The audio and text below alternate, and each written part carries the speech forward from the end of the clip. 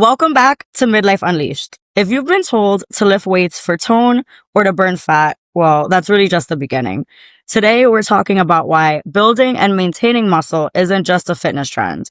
It's a life-saving, body-transforming, energy-boosting strategy, especially for those in midlife. So Doug's here to show us why muscle is medicine and how it can change your life. So, Nice. Doug, Yeah. let's start with the big reframe. I know All right. I've heard this. I think it's something most people hear pretty often. Lifting weights is for toning, for aesthetics, to burn fat, but I know there's a lot more to learn about it. So let's kind of start with the big reframe. Yeah, let's go right at it. Let's go right at it. Because what you typically hear people talking about muscle, they're talking about certain muscles. Glutes are like the thing now. And, everybody thinks about it. Not everyone, but people think about it more from an aesthetic standpoint. But it is definitely the fountain of youth. It is definitely medicine. And it serves so many more purposes than just the aesthetic purposes, right? So it's the largest endocrine organ in the body. And every time you contract muscle, you release what's called myokines.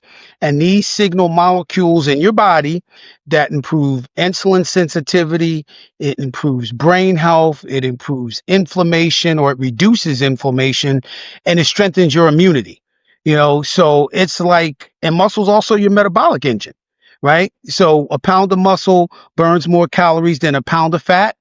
And muscle serves as like a sponge for glucose. It pulls the sugar right out of your bloodstream, right? And puts it to work. So if you've got higher muscle mass, you've got less risk of type 2 diabetes, cardiovascular disease, and even dementia.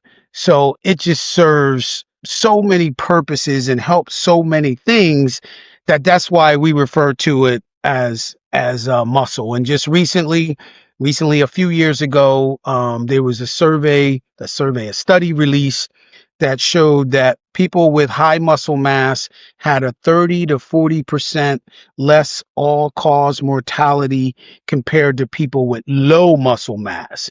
So that alone, and all the studies that have now been taking place since then, just shows that muscle is the way to go. It's the fountain of youth, and it's definitely medicine.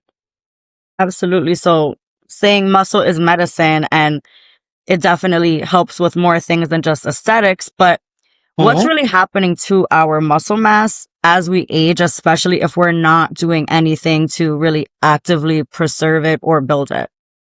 Yeah, it's called sarcopenia. And that was one of the first thing I learned in personal training certification very early on. And that's basically age-related muscle loss. So it starts in your 30s, and you can expect to lose about 3 to 8% of your muscle per decade. And that rate increases significantly as you get older. So if you do nothing, you don't just lose strength, but you lose your metabolic health, you lose mobility, balance, and pretty much your independence. So what that means is you're going to struggle to do what we call ADLs, activities of daily living. It's going to be harder to climb stairs. It's going to be harder to bring your groceries in. And too many things happen if you don't do something, right? Because as your metabolism slows down because of loss of muscle, that's when I hear people who say, I'm eating the same things, but I keep gaining weight. Well, that's because they have a lot less muscle, right? And then the less muscle you have, insulin resistance becomes a problem because that's your primary location for glucose disposal. So less muscle, more blood sugar problems. And then the other key thing, particularly for women, but men also, is bone fragility, right? So when you load muscle, you increase bone density. Without it, you increase the risk of fractures. So you have to fight this sarcopenia, and the only way to do it is by adding muscle to your body. And that's by resistance training, and that's by eating a certain way and doing certain supplements. What would you say are some of maybe the silent consequences of muscle loss that most people don't even realize are happening? The biggest I would say is that insulin resistance. That's the one that people don't realize. The more muscle you have, the more your body can absorb sugar from the bloodstream. And if you're not able to do that, type 2 diabetes, right? Which is what you often hear about as we hit that midlife, right? And that has a direct correlation to muscle loss. And then the other thing in midlife, like I said, it's that bone fragility. Like you got to protect your bones and you got to stress your muscle in order to build that bone density. And without doing that, your bones just become frail. And you don't want to fall at midlife and you don't want to fall later in life. And so those are the consequences. And people really, people who lift weights, all their incidences of those things happening are much lower, much lower. Yeah, it's interesting because you wouldn't really, I mean, someone who doesn't have knowledge that much in this area, you wouldn't really associate muscles with all these other factors. Hmm. So it's definitely, Absolutely. But the research is coming out now and you're going to hear more and more about it, more and yeah. more about it. And I know you've talked about this before about how muscle isn't just about the body, but it helps, for example, brain health and stress resilience and even more emotional regulation. So, can you explain a little bit more about how that really works and how that comes together? Yeah, so it's not just like you're lifting weights and squatting and you're working your legs, but you're actually working your brain at the same time, right? Because every time you lift weights, you're lighting up your nervous system in your brain that boosts several key neurotransmitters. So dopamine increases. That sharpens your focus and your motivation. Serotonin, right, which stabilizes your mood. And then you got the endorphin release, that feel good, that helps with stress and anxiety. So all those things happen and they're not even in the muscle that you're working. So your brain gets a great workout. It also increases something called BDNF. And that's like miracle grow for your brain if you would Oh, allow it. And basically what that does is that helps the neurons to go stronger connections, which improves learning, which improves memory, right? It protects your cognitive decline, which is very important for us at midlife, and it kind of wards off, Alzheimer's. So, studies show that people who strength train consistently have better brain function, slower age related decline. So it works your brain as much as it's working your legs when you're doing squats, you know. So it's very important for brain health. wow. That's definitely interesting. I would have never thought that it was would improve brain health when I'm just trying to get some toned legs. So, it's Right? Right? And there's a mental side to that too, right? Because muscle is a mindset. And when you grind through a tough set, you're not just building strength, but you're building resilience, you're building grit, you're building self-discipline. And those things, as I mentioned several times, those things carry throughout life, right? Right. That confidence carries through every part of your life, because you start to see yourself as someone who can handle difficult things.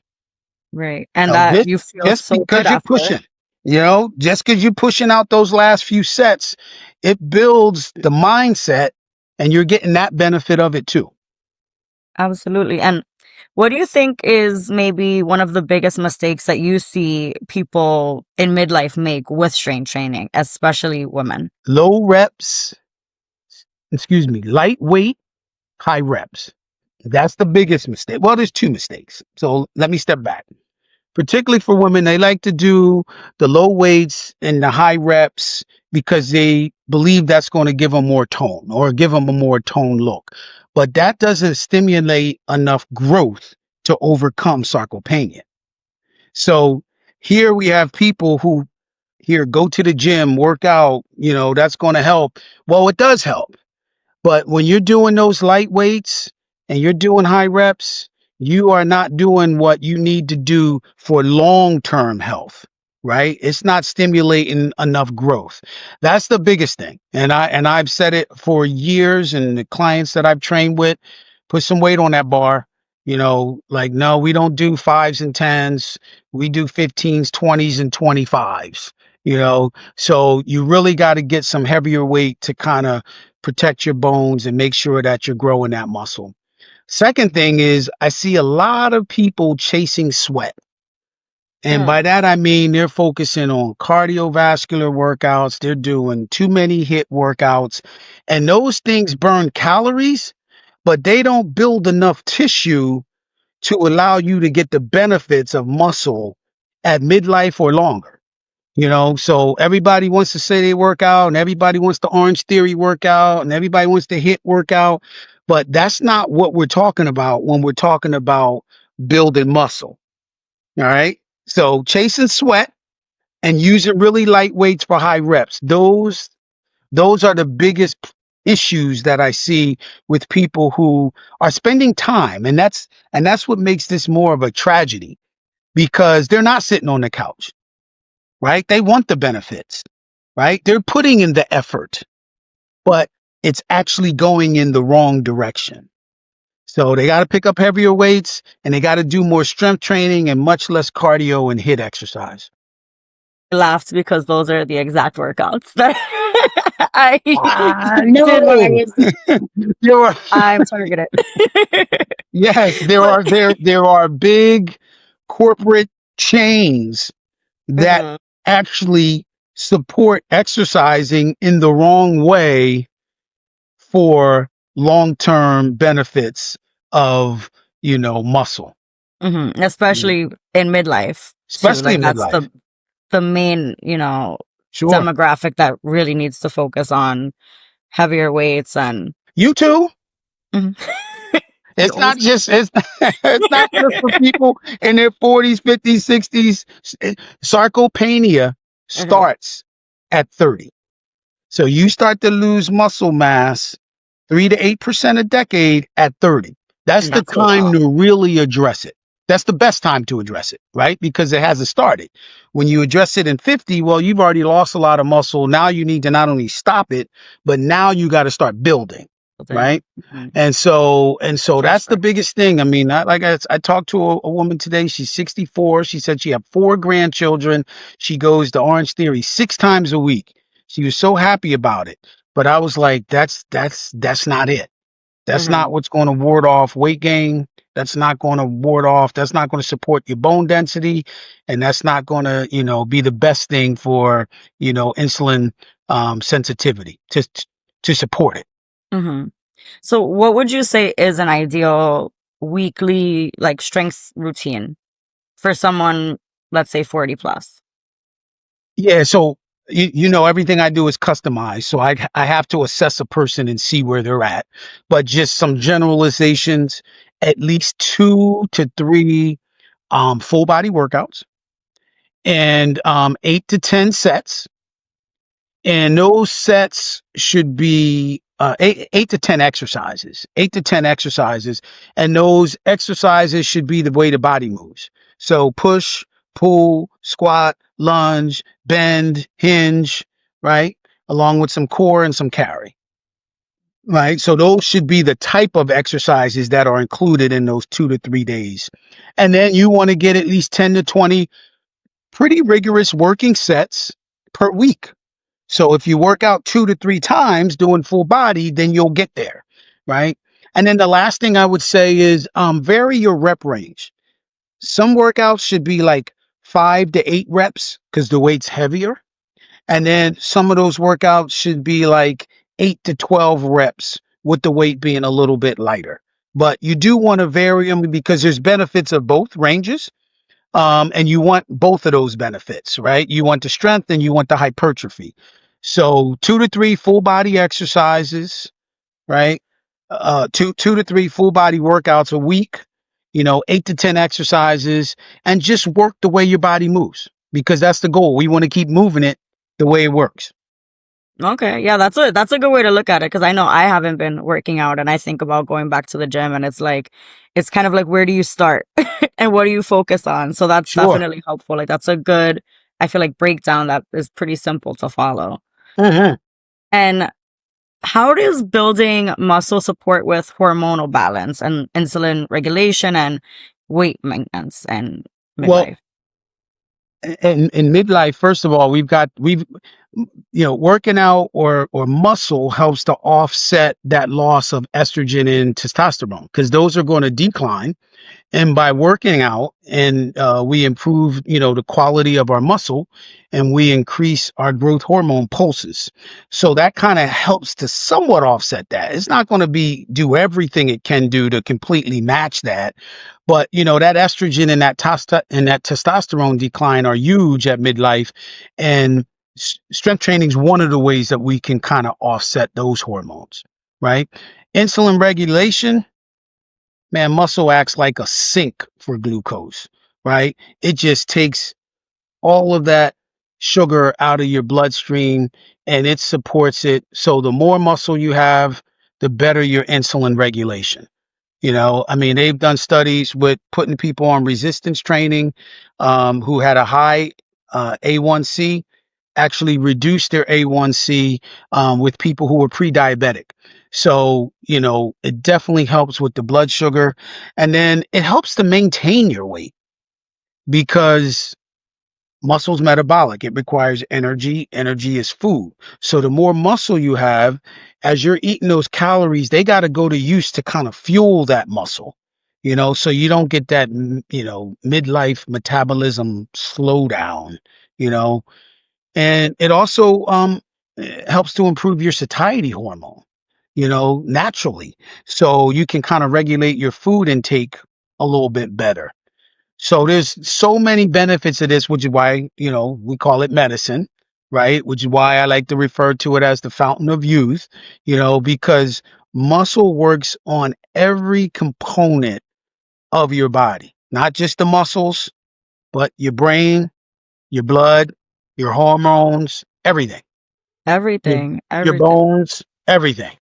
Well, I've always just thought about it, getting stronger and strength. But besides that, it's so interesting to learn, like, actually how much it contributes to within your Hmm. body. And, let's say someone is listening who hasn't lifted weights in 10 years and feels intimidated and overwhelmed. What's the best way for them to start this week? Yeah, well, you nailed it. Start this week. All right. We done let 10 years go by. I done threw out the stat a couple times. Every decade, 3 to 8%. So you've lost some muscle. Not a problem. Let's get to work. Okay. And so the first thing they have to do is start small. They don't have to go to a gym. They can use their weight and a set of dumbbells. Right. So that's the first thing. All you need is your body weight and a set of dumbbells. And everybody's got them in their home. Everybody's got them. And then what I would say is start with 2 days. Don't go nuts. 2 days, 20 to 30 minutes. That's all they need. And then you want to focus on the basic moves, right? You want to squat to a chair. If you needed to use a chair, that's fine. That's a target. You want to do a push motion, which is push ups. Can't do push ups, do them on the wall, do them on the couch. That's fine. Pick up the dumbbells, do a dumbbell row, and then do some overhead presses, you know, so that you got that shoulder strength and you can, as I like to say, you should be able to put the luggage in the overhead carrier, Uh, right, on the plane. So, and then, you can do some carries or some core work, but 20 to 30 minutes, just 2 times a week, and just work on those big four, right? Squatting, you want to do some pushing, you want to do some pulling, and you want to make sure that you can do overhead. And that's how I would start. And it's very simple and it's very easy. Now you got to document your workouts. And this is what, you don't see. Um, but you got to write down what you're doing because the key to building muscle is progressive overload. All right. And just to make that real simple, what that means is gradually increasing your weight, gradually increasing your reps, and gradually increasing your sets. That's how you signal your body to actually grow, right? So it doesn't matter, even if you do start with 5 pound dumbbells, who cares? In 2 months, you should not be using 5 pound dumbbells, right? In 6 months, you shouldn't be using 10 pound dumbbells. If you practice that progressive overload. That's very, very key to kind of building that muscle that we're talking about, or that tissue that we're talking about, in order to get those benefits. Now, the other thing about people who have been sitting on the couch for 10 years, all right? The reason why they got to start slow and they got to document is they cannot afford to get hurt. Okay. You do not want an injury at midlife. It's going to set you back, right? Because one thing at midlife that I know, and we all know who've been there, you don't heal like you do when you were a young person. All right. It takes longer, and that's going to just throw you back out of the game and push you backwards. Right. So just start small, start slow, but start now. Uh, Right. And just focus on 4 movements: push, pull, squat, and get some bending in there or some overhead stuff, and 20 to 30 minutes, and progressively overload and grow your muscle. that really breaks it down and makes it seem simple, because if you think about it, squatting, pulling, pushing, those are everyday movements you're doing, just not in a, regulated way with weights. But if you think about it, it's really just adding some weight to things you're somewhat doing, and Correct. just like thinking about it, like Sure. intentionally doing it. Sure. And that's quick. If I think sometimes people I know myself even, get overwhelmed at the thought of working out, because you think about, oh, I need to go spend an hour in the gym, or, oh, I don't have an hour. Then you overthink it. If you just have those dumbbells in your house and 20, 30 minutes, those 4 basic key components are such a simplified way, I think, to look at it. I Sure. feel And it's a safe way. And it's a safe way, Mhm. because oftentimes people, they do that. They run to the gym and spend all this time, and then they can't walk down the steps the next day, or can't get off the toilet because everything just hurts so much. And it's like, you would have been better off cutting that work in half and then doing the other half 3, 4 days later, And then you that's know? setting you back, and you don't want to do it again because you're in Sure. pain. Sure. Everyone's had those rough leg days and you feel Yeah. motivated, and then you're down Right. for a day or two. So I hear you. Hmm. And this might be one of the things you already mentioned, but what do you think is just one simple strength movement you would recommend for everyone over 40 that should be doing regularly? Squats. It's a regular movement, right? We sit and stand every day. Right? It's good for the legs, good musculature. You got a lot of musculature in your lower body. It's good for your core. It's an indicator of independence, right? Your leg strength is, and we all want to, be independent. It's a solid core, not core as in the core of your body, but a core to any workout program. So I would say squats, but don't stop at one. Don't stop at one. I just gave you the formula. You got Right. to push and pull too, right? It's particularly for my ladies out there. I'm a huge fan of upper body strength, right? You should be able to take a lid off a jar. You should be able to lift your suitcase up and put it in the overhead, right? You should be able to do those things as well. And that's upper body. That's upper body. So this episode was a mindset shift. Muscle isn't just for athletes. It's our structure, our confidence. And if you're listening to this and you're ready to reclaim your health from the inside out, it might be time to stop thinking smaller and start thinking stronger. I know it definitely switched the way I think about things, and I feel motivated to That's get back good. in. Well, start slow. Starts I now. have And I have these dumbbells here that are collecting dust. And I know, like you said, everyone has dumbbells somewhere in their house. So Yes, brush that dust off of them, and let's go. Let's get absolutely. to it. It's the fountain of But youth. but yeah, thank you, Doug. I think it was a great episode, and share this with someone who needs to get moving. And we'll talk to you next time. Take care.